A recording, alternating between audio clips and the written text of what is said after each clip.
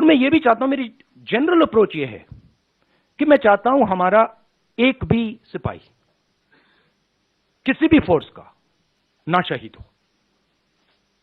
ये मेरी starting position है कि मतलब मैं ये नहीं चाहता हूं कि हम इस चीज को कैजुअली लें, कि हम सेना को राजनीतिक फायदे के लिए यूज कर रहे हैं और उसका नुकसान हमारे जवानों को, उनके परिवारों को हो। तो ये मेरे लिए बिल्कुल मतलब सैक्रोसेंट है, मैं ये नहीं करना चाहता हूं, ठीक है। मगर और जो हमारे, मैं समझता हूं जो बॉर्डर पे हमारे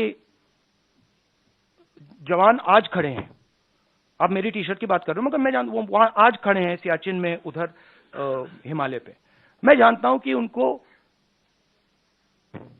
क्या डिफिकल्टीज सामना करनी पड़ती है, और मैं उनसे प्यार करता हूं, हर सोल्जर से, और मैं चाहता हूं कि उनको कुछ ना लगे, चोट ना लगे।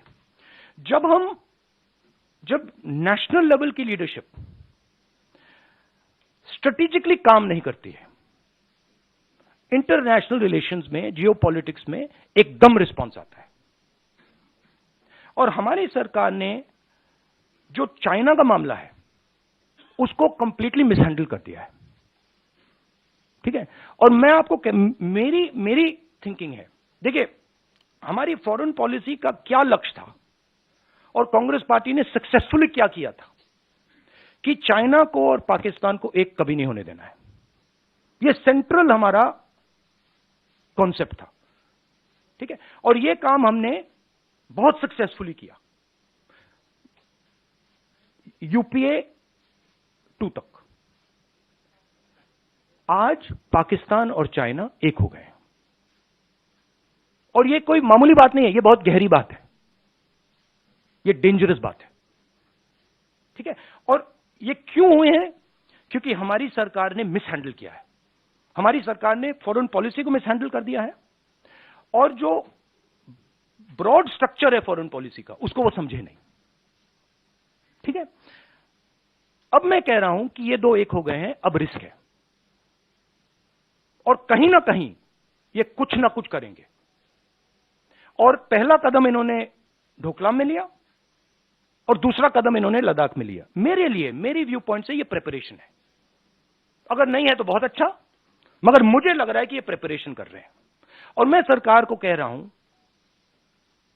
कि it is not if, it is when, meaning अब आपको पूरी प्रिपरेशन करनी है, और उस प्रिपरेशन में 2-3 चीजों की जरूरत है।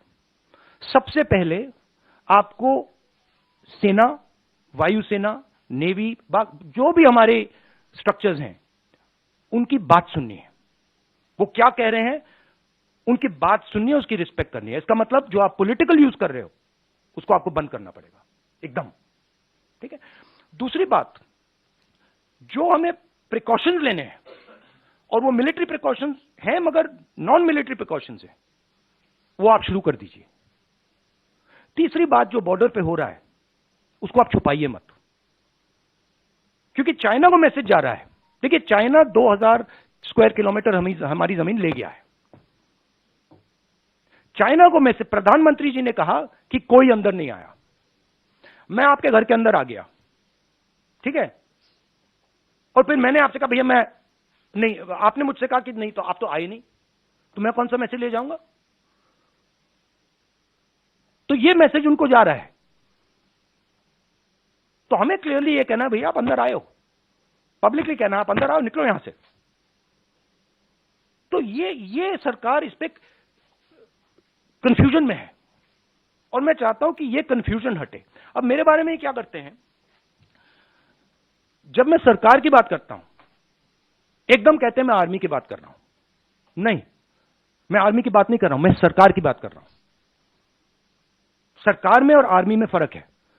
सरकार ने गलत निर्णय लिए हैं, तो सरकार को आर्मी के पीछे, नेवी के पीछे, एयरफोर्स के पीछे नहीं छुपना चाहिए, ये कायरता है। और सरकार को ओन अप करना चाहिए कि हमने ये किया, ये गलती हुई, अब इसको हम ठीक कर रहे हैं और हम उनको मदद करेंगे।